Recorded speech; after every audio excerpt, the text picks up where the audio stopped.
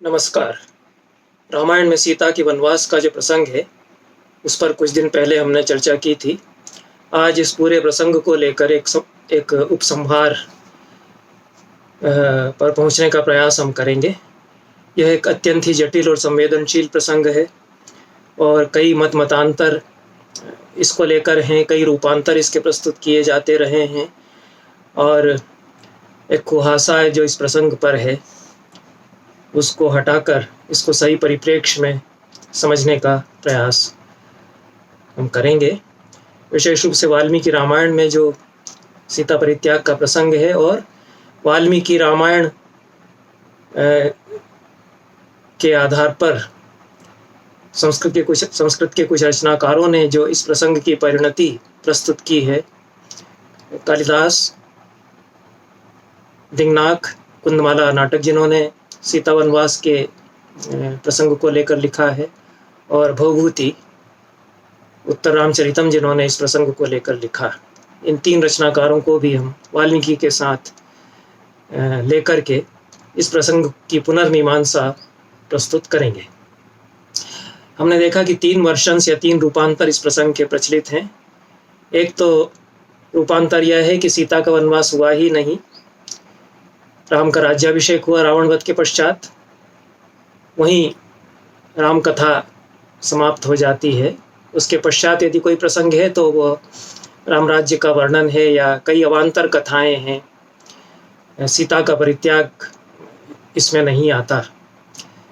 यह एक रूपांतर है। दूसरा रूपांतर जो एक आधुनिक प्रगतिवादी दृष्टि के द्वारा इस प्रसंग को नई व्याख्या देता है, नए रूप में प्रस्तुत करता है, वह यह है कि सीता स्वयं वनवास प्रस्तावित करती हैं और राष्ट्रहित या लोकहित की दृष्टि से वे स्वयं छोड़ करके अयोध्या चली जाती है।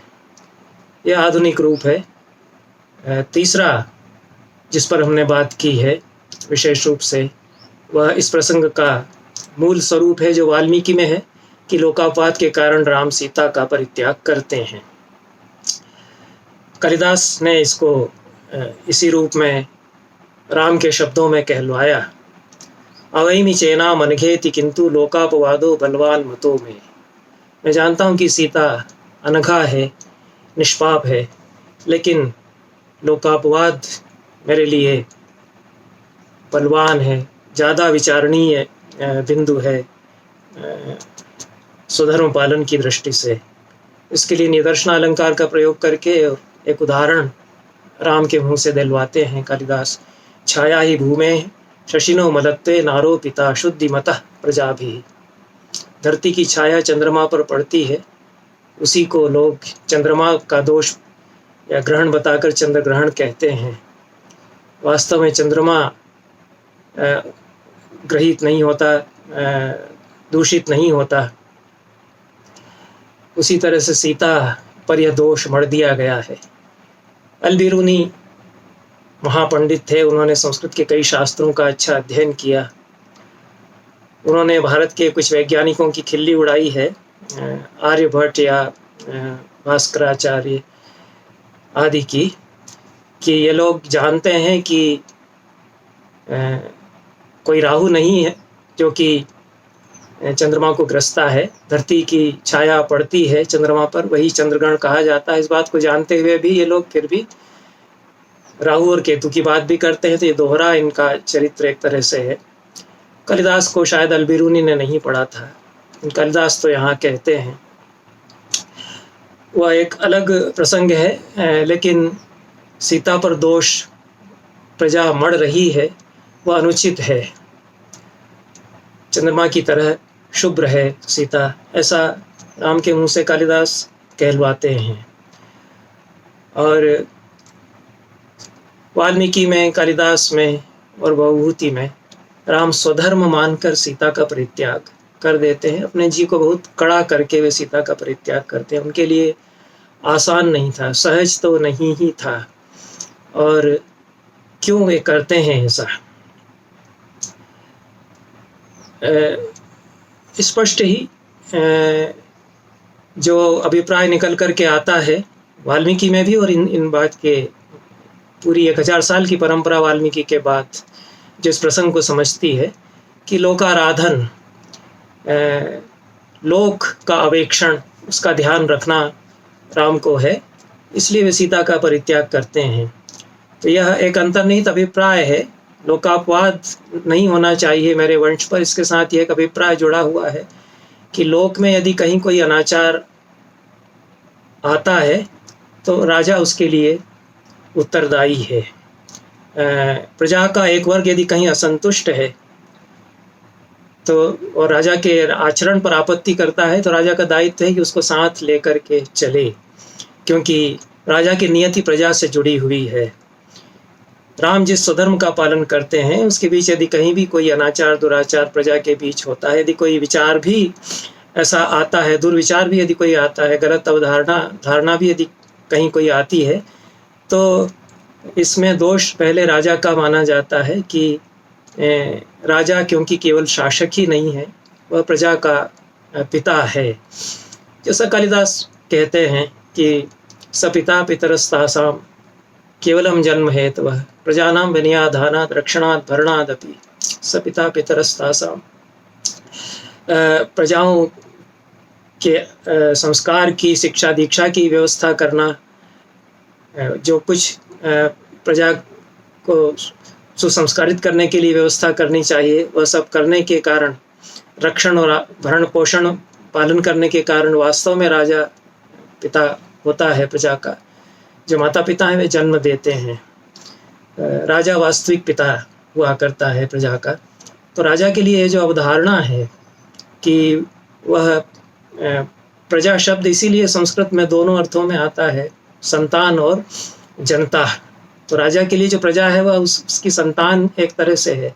तो अपनी संतान में यदि कोई दुष्प्रवृत्ति आती है तो एक अर्थ में पिता उसके लिए दायित्व है, क्योंकि उसने सुसंस्कारित नहीं किया है अपने संतान को।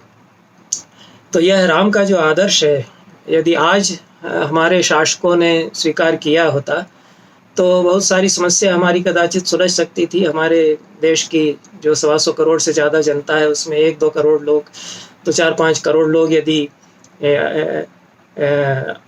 इस देश से जुड़ाव अनुभव नहीं करते हैं तो ये प्रवृत्ति उनमें कहाँ से आई? क्योंकि हमने व्यवस्था नहीं की उन्हें सुसंस्कारित करने की, उनके मन में यह भाव लाने की कि इस देश से उनकी नियति जुड़ी हुई है, और हम तो उल्टे यह कहते हैं कि उन्हें चला जाना चाहिए यहाँ से छोड़ करके। तो यह राम का आदर्श, राम का नाम जो लेते हैं वे लोग वास्तव में नहीं अपनाते हैं, वे केवल नाम लेते हैं राम का। यह जो आज की परिस्थिति है उसमें यदि राम एक अर्थ में उनका जो आचरण प्रासंगिक है तो वह इस अर्थ में माना जाना चाहिए मेरी दृष्टि से। कालिदास राम के राज्य का वर्णन करते हैं, बहुत संक्षेप में वर्णन वे करते हैं जैसा उनका कवि स्वभाव है। तो एक बात यहाँ राम के राज्य का वर्णन करते हुए कहते हैं, यस्मिन् महीम शासति वाणिनीनां निद्रां विहारार्ध पथे गतानां वातोपि न संश्रयद अंशुकानि को लंबयेदाहरणाय हस्तम। जिस राजा राम का शासन जब था, उस राजा राम का शासन जब था तो वाणिनियाँ शहर में कभी आती, वाणिनी शब्द का प्रयोग यहाँ किया है और ये और कहीं नहीं मिला। जैसा मैंने पहले भी कहा कि कालिदास में कुछ ऐसे शब्द आते हैं जो फिर कहीं नहीं मिलते, और वे किस जन भाषा से, लोक भाषा से उन्होंने लिए हैं, यह विचार करने की बात है। जिस कवि के बारे में कहा जाता है कि बड़ा सामंतवादी है, वो किस लोक भाषाओं से, किन लोक भाषाओं से शब्द ला रहा है, किन जनजातियों के शब्द वो ला रहा है अपनी कविता में। तो वाणिनियाँ आ गई हैं मेरे हिसाब से, तो बंजारन है, कोई रोमा है, जिप्सी है, ऐसी कोई स्त्री है, तो उसका कबीला जो है शहर के बाहर रुका हुआ है, वो घूमती हुई चली आई है शहर में निर्भय, और रात में घूमती रही है राजमार्ग पर, विहार पथ पर, फुटपाथ पर वो चलते चलते थक कर के सो गई है वाणिनी जो है।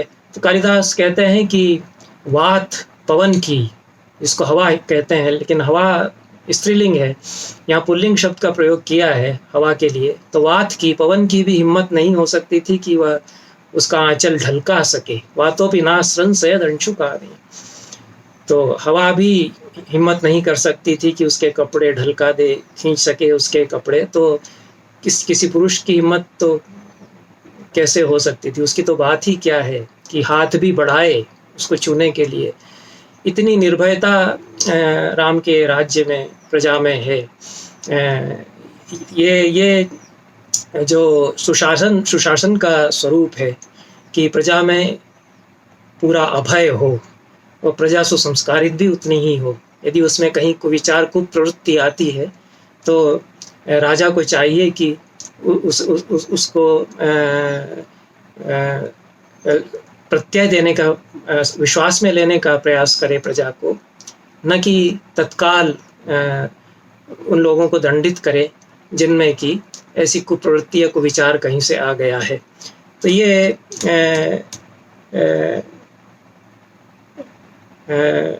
जो विचार प्रजा में आ गया कि सीता रावण के घर में रहने के कारण दूषित हैं और राम ने उनको अपने भवन में रख कर के गलत काम किया है, यह गलत ख्याल अगर कहीं कुछ लोगों के मन में आता है तो राम ये मानते हैं कि उसका दोष मेरा है, कि मेरे राज्य करते हुए मैंने सुसंस्कारित नहीं किया प्रजा को, तो मुझे सजा पहले दी जानी चाहिए। हमारे यहाँ तमिल में एक सिलप्पदिकारम महाकाव्य है जिसमें कि नायक कोवलन मथुरा के बाजार में अपनी पत्नी कन्नगी का मणिजटित माणिक्य नूपुर बेचने के लिए जाता है और उसको चोर समझ करके पकड़ लिया जाता है और राजा को विश्वास दिलाया जाता है कि रानी का जो नूपुर चोरी चला गया है वह इसी ने चुराया है, यही वह नूपुर है। राजा क्रोध में उसको प्राणदंड दे देते हैं, कोवलन को प्राणदंड दिया जाता है। बाद में पता चलता है कि कोवलन तो चोर नहीं है। तो राजा पूछते हैं कि मैंने गलती की, मैंने निरपराध आदमी को प्राणदंड दे दिया, तो मुझे क्या दंड दिया जाना चाहिए। उनसे कहा जाता है कि राजा के लिए दंड नहीं होता, कोई भी धर्मशास्त्र राजा के लिए दंड प्रस्तावित नहीं करते। हमारे जितने धर्मशास्त्र हैं, तो राजा से यदि कोई अपराध हो जाए तो उसको क्या दंड दिया जाएगा, इसकी व्यवस्था नहीं है। राजा स्वयं अपने आप को दंड दे। तो पांड्यराज वहाँ पर स्वयं आत्मदाह कर लेते हैं अत्यंत घोर अपराध बोध से भर कर के, लेकिन हमारा धर्मशास्त्र राजा के लिए दंड विधान नहीं करता। राजा को इतने ऊंचे आदर्श का पालन करना चाहिए कि वह प्रजा में कोई ऐसी कुप्रवृत्ति ही नहीं फैलने दे। यदि प्रजा में कहीं कुछ ऐसा दुराचार अनाचार फैलता है तो राजा का एक उत्तरदायित्व होगा कि उसके रहते प्रजा में इस तरह की कुप्रवृत्तियां कैसे हो गई। राम राजा के रूप में अपना स्वधर्म यह मानते हैं और दशरथ का उदाहरण उनके सामने है। दशरथ ने अपने प्राण इसीलिए गंवा दिए कि वे प्रजा की जो इच्छा थी, जो कि उचित थी कि राम को राजा होना चाहिए और राम योग्य थे शासक होने के लिए, राजपद के लिए, और राम को राजपद दिया जाना चाहिए था। सारी प्रजा राम को चाहती थी, लेकिन राजा दशरथ ने कैकेयी से विवाह शुल्क दे करके किया था। कैकेयी के पिता को यह वचन दे करके किया था कि इसी का बेटा राजा बनेगा। वे कैकेयी राज को समझा भी लेते, वचन वे अपना वापस ले लें, लेकिन कैकेयी राम के राज्याभिषेक का जब प्रस्ताव आया तो उस समय वह अड़ गई।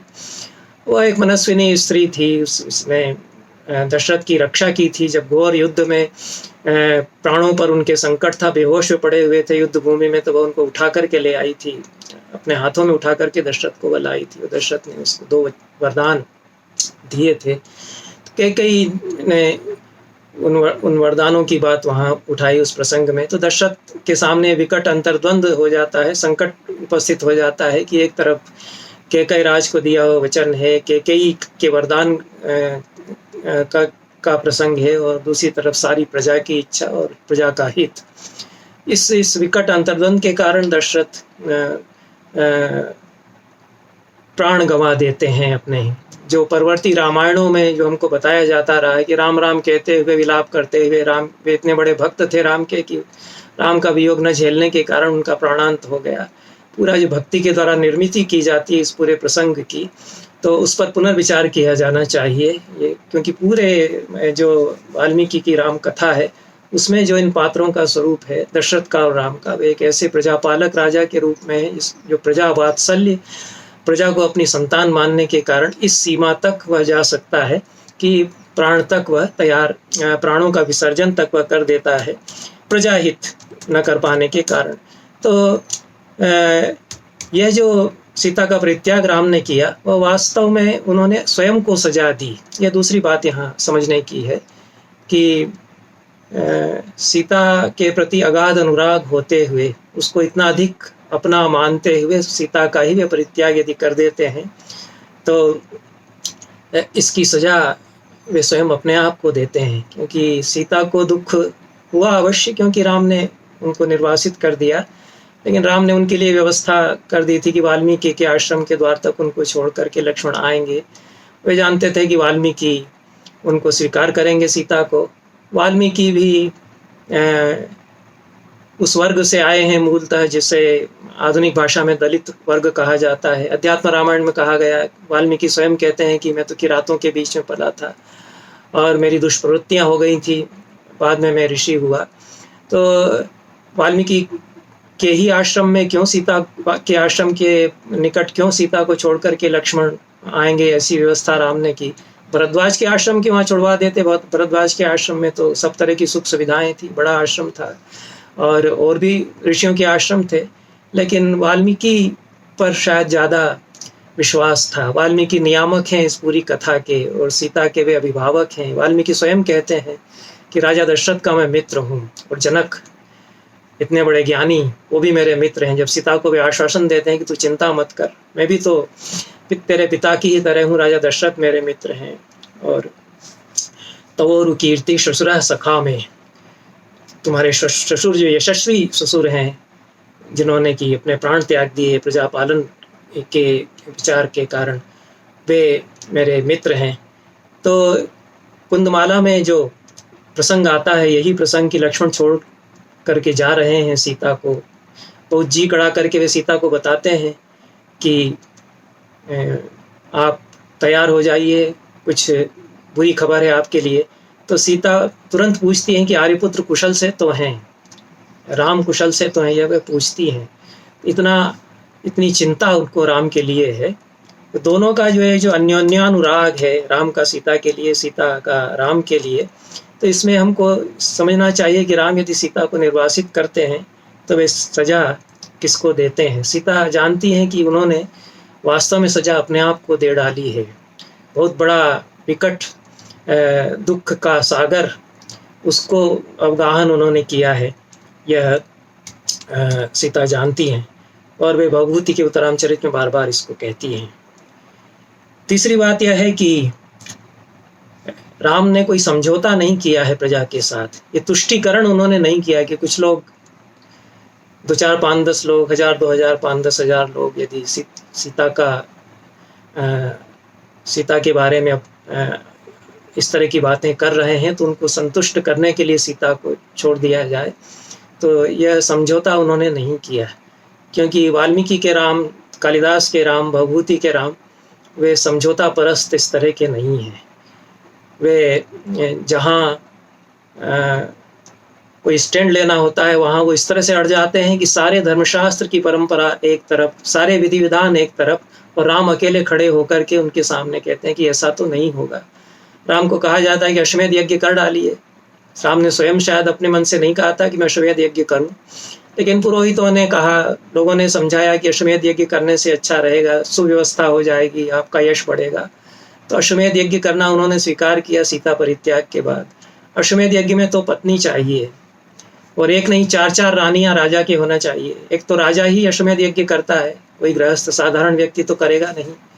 जो राजा अश्वमेध यज्ञ करेगा उसकी 4 रानियां तो कम से कम होना ही चाहिए। तो विधान है लाट्यायन शोध सूत्र में और कात्यायन शोध सूत्र में, जो प्रामाणिक ग्रंथ हैं, वेदों के पश्चात लिखे गए, वैदिक यज्ञों की, श्रौत यज्ञों की व्याख्या करने वाले, उनमें यह विधान बताया गया है। तो उनमें तो जो अश्वमेध यज्ञ में जो घोड़ा छोड़ा जाता है, साल भर बाद जब वो लौट करके आता है, तो उसके साथ जो सारी याज्ञिक क्रियाएं की जाती हैं, वह रानियों के द्वारा की जाती हैं। तो वहाँ पत्नी का होना आवश्यक है। तो राम अश्वमेध यज्ञ करने को तो तैयार हो जाते हैं, लेकिन जब उनसे कहा जाता है कि विवाह कीजिए क्योंकि पत्नी होना चाहिए, तो राम कहते हैं कि विवाह नहीं करूँगा, विवाह तो सीता से ही किया। तो ये जो एक पत्नी व्रत का आदर्श राम ने रखा, उसको इस सीमा तक निभाते हैं, सीता के प्रति अनुराग के कारण भी, और अपना जो उन्होंने आदर्श एक बार अपना लिया है उसके कारण, कि सारे धर्मशास्त्र के ग्रंथ एक तरफ हैं। किसी धर्मशास्त्र के ग्रंथ में कदाचित यह नहीं कहा गया कि अश्वमेध यज्ञ करना है और पत्नी नहीं है तो उसकी प्रतिमा बनवा ले।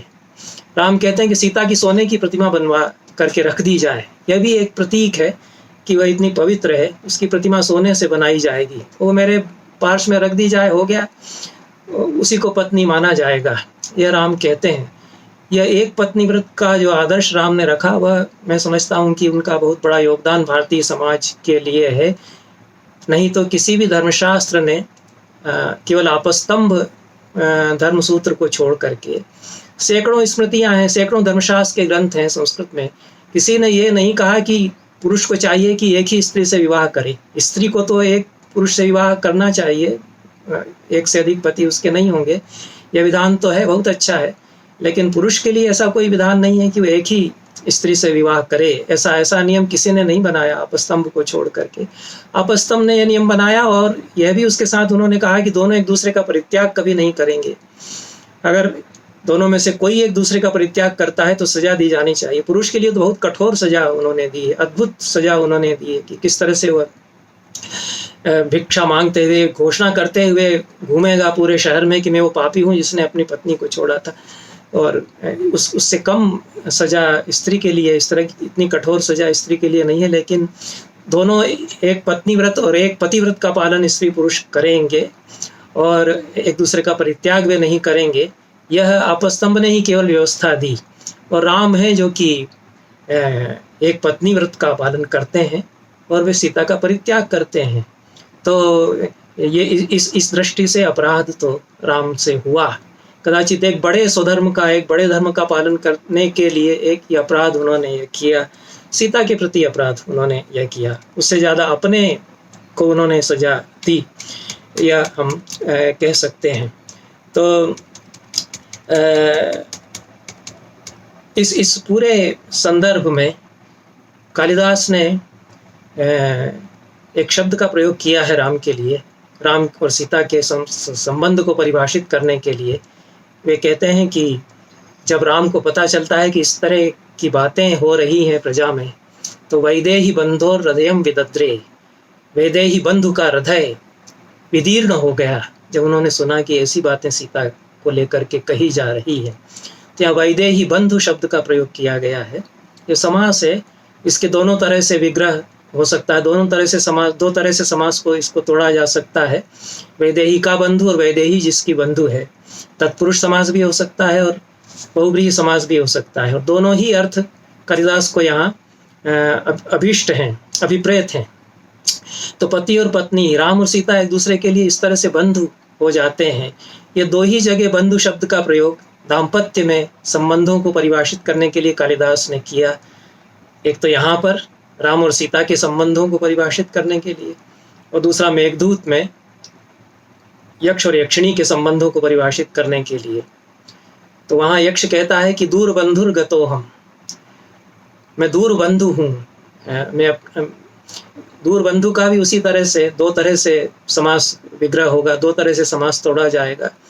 दूर है बंधु जिसका, और दूर हो गया है जो बंधु से। इस तरह से वहाँ भी बहुव्रीहि और तत्पुरुष दोनों तरह से समास का विग्रह होगा। तो कालिदास राम और सीता के संबंधों को परिभाषित करने के लिए बंधु शब्द का प्रयोग करते हैं। और मेघदूत में जो वहाँ भी निर्वासित कर दिया गया है यक्ष, वहाँ यक्ष को निर्वासित किया है कुबेर ने, जो एक बड़े स्वामी हैं, अधिकार संपन्न प्रभु सत्ता के, एक सत्ता के प्रतीक हैं। तो वहाँ भी दाम्पत्य संबंधों को परिभाषित करने के लिए बंधु शब्द का प्रयोग कालिदास ने किया है। कालिदास के टीकाकार हैं पूर्ण सरस्वती, उन्होंने मेघदूत की बहुत सुंदर टीका लिखी है, और बहुत विस्तार से एक एक पद्य का अर्थ वे खोलते हैं। बहुत ललित निबंध लिखते हुए एक एक पद्य पर इतनी सुंदर व्याख्या उन्होंने की है। तो वे मेघदूत की व्याख्या करते हुए कहते हैं कि इसमें, इस पूरे मेघदूत में सीता और राम के वृत्तांत की समाधि है। इस शब्द का वे प्रयोग करते हैं, अत्र सीता राम वृत्तांत समाधि। यक्ष और यक्षिणी के वृत्तांत में राम और सीता के वृत्तांत की समाधि है। वो ये कहना चाहते हैं कि जब कालिदास ने मेघदूत लिखा और यक्ष और यक्षिणी के प्रेम का चित्रण किया, तो राम और सीता के प्रेम संबंध जो थे उनमें वे डूबे हुए थे। उसमें डूब करके उन्होंने इन दोनों के प्रेम का चित्रण किया। इसीलिए दो लोगों के संबंधों को परिभाषित करने के लिए, दो दंपतियों के संबंधों को परिभाषित करने के लिए कालिदास ने बंधु शब्द का प्रयोग किया है। बंधु के अन्य अर्थ होते हैं, भाई बंधु भी होते हैं, और भी तरह के बंधु संबंध होते हैं। पुरुषों के बीच में बांधव भाव होता है, लेकिन दाम्पत्य संबंध में जो बांधव भाव है उसके लिए कालिदास यहाँ पर बंधु शब्द का प्रयोग करते हैं। तो सीता भी उसी तरह बंधु हैं राम की, राम भी सीता के बंधु हैं उसी तरह से, ये जो यहाँ कहा गया। तो उसके बावजूद राम सीता को निर्वासित करते हैं, और वह सीता के लिए सजा न होकर के, मैं ऐसा समझता हूँ कि उनके स्वयं की अपने को दी हुई एक तरह से सजा है, और वह एक सजा एक बड़े धर्म की रक्षा के लिए राम करते हैं। लेकिन जो सीता को निर्वासित किया उन्होंने, उसमें एक अपराध तो हुआ ही है, तो उसके लिए राम से प्रश्न पूछा जा सकता है। इसलिए एक पूरी परंपरा राम से प्रश्न करती है कि ऐसा आपने क्यों किया। वाल्मीकि के बाद जो राम कथा का गायन होता है उसमें राम से यह पूछा जाता है। तो सीता स्वयं पूछती हैं, वाल्मीकि में भी, कालिदास में, और भी जितने राम कथा के रूप वाल्मीकि के बाद 1000 साल तक, 1500 साल तक विकसित हुए। बाद की उन राम कथाओं की चर्चा हम नहीं कर रहे हैं जिसमें कि भक्त हैं सीता, वहाँ तो सब लीला है, तो वहाँ कोई सवाल नहीं किया जाता, वहाँ तो लीला में गदगद होकर के और आनंद से लीला देखिए। लेकिन यहाँ सीता पूछती हैं कालिदास में कि वाच्यस्तया मद्वचनात् स राजा वह्नौ विशुद्धामपि यत् समक्षम माम लोकवादश्रवणादहासी श्रुतस्य तत्किं सदृशम कुलस्य। लक्ष्मण से सीता कहती हैं, जब सीता को बताते हैं लक्ष्मण की आपको छोड़ दिया गया है, दुखी होती हैं, आहत होती हैं। उसके बाद 4-5 वाक्य राम के लिए वे कहती हैं। इन 4-5 वाक्यों में बहुत सारी बातें समेट ली गई हैं, बहुत बड़ी परंपरा स्त्री को लेकर के इनमें समेट ली गई। पहली बात सीता ये कहती हैं कि अपने उन राजा से जाकर के कहना कि एक बार अग्नि में परीक्षा हो चुकी थी, उसके बाद भी यदि मुझे छोड़ दिया है आपने, तो यह आपके इतने बड़े ऊंचे कुल के अनुरूप क्या यह है, यह प्रश्न एक वो करती हैं। लेकिन तुरंत दूसरी बात कहती हैं कि ठीक है, राजा के रूप में आपने किया, तो कल्याण बुद्धे रथवा तवायम न कामचारो मई शंकनीय। आपकी तो बुद्धि मेरे लिए कल्याणमयी ही थी, मेरा कभी आपने बुरा नहीं सोचा, तो मेरे लिए कुछ गलत आपने किया है और मुझे आपने सजा दी है, ऐसा नहीं है। ममैव जन्मांतरपातकानां विपाक विस्फुरजतुरप्रमेय। जिस तरह से राम ने यह सोचा कि मेरी यह चूक है कि प्रजा में इस तरह का विचार आ गया, तो सीता सोचती है कि मेरा ही कहीं कोई मुझसे ही चूक हुई है, मेरी ही कोई भूल है, उसी का यह बड़ा दुर्विपाक हुआ है, मेरे ही अन्य जन्मों के पातकों का यह फल है जो मुझे मिला है, जो मुझे निर्वासित किया गया। यह दूसरी बात वो कहती है। तीसरी बात उसमें थोड़ा सा कटाक्ष है, व्यंग्य है, जो सीता राम के लिए कर सकती हैं। उपस्थितां पूर्वमपास्य लक्ष्मीं वनं मया सार्धमसित प्रपन्नः तदास्पदं प्राप्य तयाति रोषात् सोढ़ास्मि न त्वद्भवने वसन्ति। सीता कहती हैं कि एक बार जिस राज्य लक्ष्मी को आपने ठुकरा दिया था और मेरा हाथ पकड़ कर के वन में आप चल दिए थे जब आपको वनवास दिया गया, तो उस राज्य लक्ष्मी से यह सहन नहीं हुआ मेरा सौभाग्य, तो मेरे कारण मेरा साथ निभाते हुए आपने उसको छोड़ा था एक बार पहले, तो उस राज्य लक्ष्मी ने मुझसे बदला ले लिया। यह इसमें एक व्यंग्य भी है कि वह राज सत्ता, राजा का अधिकार, वह बड़ा आपके लिए एक बड़ा विचार हुआ आपके लिए, राजा के कर्तव्य, राजा का स्वधर्म, जो राजलक्ष्मी के अंतर्गत सारी ये बातें आ जाती हैं, वह आपने ज़्यादा बड़ा माना मेरी अपेक्षा, यह वे कहती हैं। फिर अंत में वे कहती हैं कि साहम तपः सूर्य निविष्ट दृष्टि रूर्धम प्रसूतेश्चरितुम यतिष्ये भूयोपि, या पाठांतर है, तथा यथा में जननांतरेपि त्वमेव भर्ता न च विप्रयोगः। मैं अब तप करती रहूँगी कि आगे भी कभी मुझे आपका साथ फिर से मिले, अन्य जन्मों में भी मुझे आपका साथ मिले। प्रेम तो ऐसा ही है कि सदैव सोचती रहूँगी कि आगे चल कर के भी मैं आपकी ही पत्नी अन्य जन्म में भी बनती रहूँ। और अंत में निष्कर्ष पूरे सीता के वक्तव्य का यह है कि आपने अपने धर्म का पालन किया। नृपस्य वर्णाश्रम रक्षणम यत् स एव धर्मो मनुना प्रणीतः निर्वासिताप्येव मतस्त्वयाहम्।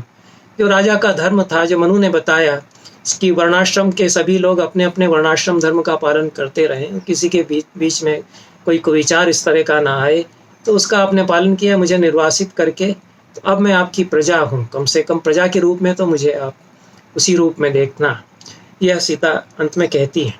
तो यह राम को एक कटघरे में भी खड़ा किया जाता है, सवाल भी उनसे पूछा जाता है, यह जानते हुए भी कि एक बड़े धर्म का पालन करने के लिए उन्होंने अपने हृदय पर पत्थर रख करके सीता को निर्वासित कर दिया। लेकिन जो सीता के अभिन्न सहचर हैं, वे तो राम से सवाल पूछते हैं, जैसा कि उत्तर रामचरित में वासंती जो सीता की सखी है, वनवास के समय सीता की मित्र रही है और राम से भी बहुत मैत्री के संबंध उसके हैं। वन देवी वह है, जंगल में रहने वाली वह एक महिला है। तो राम जब कई वर्षों बाद वन आते हैं, सीता को वनवास देने के पश्चात वे वन में आते हैं, तो उनसे सवाल करती है उत्तर रामचरित में, भगवती के नाटक में। और वाल्मीकि कहते हैं कालिदास में, उत्खात लोकत्रय कंटके भी सत्य प्रतिज्ञेप्यविकथनेपि त्वां प्रत्यकस्मात् कलुष प्रवृत्तौ अस्त्येव मन्युर्भरताग्रजे में। वाल्मीकि कहते हैं कि भले ही राम ने तीनों लोकों के कंटक उखाड़ फेंके हों, सत्य प्रतिज्ञ वे हों, बहुत विनयशील वे हों, लेकिन सीता से कहते हैं कि तुम्हारे प्रति अकारण उन्होंने बुरा किया है, तो मेरे भीतर बहुत मन्यु है राम के लिए। यह मन्यु शब्द का प्रयोग वे करते हैं यहाँ पर। तो यह वेदों में यह शब्द आता है एक विरोध के देवता के रूप में, अमर्ष के भाव के रूप में। और राम का नाम नहीं लेते हैं वाल्मीकि, भरत का बड़ा भाई उनको कहते हैं। जिस वाल्मीकि के लिए बात की परंपरा में कहा गया है कि वह तो राम का नाम उल्टा ले करके ही ऋषि हो गए, वही वाल्मीकि यहाँ राम का नाम जबान पर लाना तक ठीक नहीं समझते। वे कहते हैं कि भरत का वह जो बड़ा भाई है, उसके प्रति मेरे मन में मन्यु है, बहुत तीखा विरोध का, अमर्ष का भाव मेरे मन में उसके लिए है। मन्यु को देवता माना गया ऋग्वेद में, और यह मन्यु हमारे भीतर जागृत हो, ऐसा वे कहते हैं। एक विरोध की जो परंपरा हमारे यहाँ रही, अन्याय के प्रति विरोध करने की, वह वहाँ से शुरू होती है। तो यह सीता के प्रति अन्याय हुआ, तो उसके प्रति उसके कारण राम से सवाल पूछा जाना चाहिए कि उन्होंने ऐसा क्यों किया। जो वासंती करती है, वो राम से कहती है कि त्वं जीवितं त्वमसि मे हृदयं द्वितीयं त्वं कौमुदी नयनयोरमृतं त्वमंगे इत्यादि भी प्रियशतैरनुरुध्य मुग्धां तामेव शांतमथवा किमिहोत्तरेण। राम से वह पूछती है कि आप क्या क्या नहीं कहा करते थे जब पहले आप यहाँ रहते थे वनवास के समय सीता के साथ, कितनी मीठी मीठी सुहावनी बातें सीता से आप करते थे, उनकी मैं साक्षी हूँ कि तुम ही मेरा हृदय हो, तुम ही मेरा जीवन हो, तुम ही मेरा प्राण, तुम ही मेरी आंखों में चांदनी की तरह। इस तरह से कई मीठी मीठी बातें करके आप उसका मन लुभाते रहते थे। उसी सीता के साथ आप नहीं, ऐसा कहकर अटक जाती है, रुक जाती है, कहती कि इसके आगे क्या कहूँ। यह आक्षेप अलंकार कहलाता है संस्कृत कविता में, कि कोई ऐसी अप्रिय बात हो जिसको कि कहने तक में जबान लड़खड़ाती है, कहना तक नहीं संभव हो पाता है, उसको कहते कहते अटक करके और कोई कह देता कि अब इसके आगे तो कहा नहीं जाता, तो वहाँ आक्षेप अलंकार होता है। तो वाल्मीकि यह उत्तरामचरित में भगवती के वासंती पूछती है और वह कहती है कि आपको तो यश ही ज़्यादा प्रिय था, इससे बड़ा अपयश क्या हो सकता है कि आपने सीता को छुड़वा दिया। राम यहाँ सब स्वीकार करते हैं कि हाँ, मुझसे गलती हुई, सीता को मैंने छुड़वा दिया, मैं अपराधी हूँ। वे बार बार कहते हैं कि मैं तो ऐसा कसाई हूँ कि जिसने कि अपने ही घर में पाले हुए पंछी को किसी बहेलिए को सौंप दिया है। यह वे कहते हैं, घोर अनुताप, घोर पश्चाताप वे करते हैं। और एक राजा के स्वधर्म की रक्षा के लिए मैंने एक ऐसा कार्य किया है, जब वे स्वीकार करते हैं तो एक बहुत बड़े यंत्रणा की धधकती हुई आग से वे गुजर रहे हैं। तो उन्होंने शायद अपने को बड़ी सजा दे डाली है, जो भवभूति कहते हैं कि राम तो भीतर ही भीतर ऐसी व्यथा की अग्नि में जल रहे हैं जिसको कोई दूसरा तो देख ही नहीं सकता है, क्योंकि और कोई नहीं देखता है कि राम ने जानबूझकर अपने को कितनी बड़ी सजा दे दी है। पुटपाक प्रतीकाशो रामस्य करुणो रसः अंतर्गूढ़ घन व्यथा, यह वे कहते हैं कि आयुर्वेद में जिस तरह से एक पुटपाक में कोई औषधि पकाई जाती है तो चारों तरफ जलती हुई भट्टी में पुटपाक में उसको रख करके सेका जाता है, उसके ऊपर नीचे आगे पीछे आग रहती है, तो उस तरह से अपने हृदय के पुटपाक में दुख की अग्नि में राम जल रहे हैं। सीता निर्वासन के बाद यह राम के अनुताप का बहुत ही संवेदनशील और कोमल एक तरफ, और जब स्वधर्म की, राजा के धर्म की बात होती है तो उतना ही वज्र की तरह कठोर दूसरी तरफ। यह राम का स्वरूप यहाँ पर आता है। लेकिन कुल मिलाकर के वे उस प्रजा को विश्वास में लेकर चलने वाले राजा के एक प्रतीक हैं, जो इस सीमा तक प्रजा के साथ है कि कोई गलत विचार भी यदि प्रजा में पनपता है तो उसको सुसंस्कारित करना राजा का दायित्व है। तो राम की ये जो भावना है, इसको लेकर के फिर पूरी एक राम कथा निर्मित की जाती है वाल्मीकि के बाद, जिसमें जो सीता धरती में समा गई थी उनको लेकर के धरती ही फिर आती है कि एक धरती की पुकार उठती है कि इसको स्वीकार करना होगा। तो सारी प्रजा फिर स्वीकार करती है कि हाँ, सीता को स्वीकार करना चाहिए राम को। ये कुंदमाला में यह परिणति होती है। कुंदमाला नाटक में सीता धरती में नहीं समाती है, लेकिन धरती प्रकट होती है सीता का साक्ष्य देने के लिए। और सारी प्रजा वहाँ पर उपस्थित है वाल्मीकि के आश्रम में, चराचर जगत वहाँ उपस्थित है। उसके सामने धरती माता घोषित करती है कि ये सीता निष्पाप है, इसको राम को स्वीकार करना चाहिए। तो उस कथा को भवभूति में और कुंदमाला नाटक में ये जो परिणति दी गई, वो वाल्मीकि की राम कथा की यह जो निर्मिति की गई, वह राम की भावना के अधिक निकट आती है, जो वाल्मीकि के राम हैं, जो इस सीमा तक संवेदनशील हैं अपनी प्रजा के लिए, अपने स्वधर्म का पालन करने के लिए, लेकिन प्रेम भी उनका उतना ही बड़ा है। तो उस प्रेम की ऐसी दारुण दुष्परिणति नहीं होनी चाहिए। तो जो लोक गायक जो वाल्मीकि की कथा गाते हैं और सीताराम के वियोग में कथा का अवसान करते हैं, तब प्रजा हाहाकार करते हुए कहती है कि यह तो परिणति हमें स्वीकार नहीं है। लगभग उसी तरह से जिस तरह से कि शर्लॉक होम्स में शर्लॉक होम्स की जो कहानी है, उसके लेखक शर्लॉक होम्स का अवसान कर देते हैं, मर गया ऐसा एक कहानी में बताते हैं, और आगे वो कहते हैं कि इसके आगे मैं कोई कहानी नहीं लिखूंगा। लेकिन उनके बहुत सारे पाठक मांग करते हैं कि उसको आप फिर से जिंदा कीजिए। ऐसा नहीं हो सकता कि शर्लॉक होम्स ही मर जाए। तो वे उसको जहाँ वह डूबा था उस गहरे झरने से फिर से निकाल करके और शर्लॉक होम्स को फिर से जीवित करते हैं। तो यह एक जो जनता सीता को लांछित कर रही थी वही रिकंसाइल्ड हो जाती है, और जब वह पुकारती है कि हाँ, सीता को तो राम से मिलना चाहिए फिर से, तो सीता फिर से आती हैं राम के पास। यह एक और परिणति राम कथा की है। राम कथा की कई परिणतियाँ हैं। बाद में जो लीला तत्व ला करके जो हमको बताया गया कि जिस तरह से सीता की अग्नि परीक्षा ही नहीं हुई क्योंकि वह तो माया सीता थी, उसी तरह से सीता का निर्वासन भी नहीं हुआ क्योंकि वह तो माया सीता थी, वह तो सीता की छाया थी। राम ने कह दिया कि हम एक बार फिर से लीला करेंगे। आनंद रामायण में राम ने यही कहा, कुछ इसी तरह का अध्यात्म रामायण में होता है। तो सारा लीला भाव है, न किसी स्त्री के प्रति कोई अन्याय होता है, न कोई स्वधर्म पालन का, राजधर्म के पालन की बात है। वो तो सारी लीलाएं हैं, प्रभु की लीला कर रहे हैं। उस लीला को देखिए, उसमें गदगद होइए, आनंदित होइए। लेकिन 1000 साल से उस लीला भाव में रमाते हुए हमसे जो सत्य को ढकते हुए जो एक माया रची गई, उससे बाहर आकर के जो पूरा सामाजिक संदर्भ है और जो जटिलताएं हैं, जो मानवीय संदर्भ है राम कथा के, उनके द्वारा राम कथा को समझा जाना चाहिए। बहुत बहुत धन्यवाद।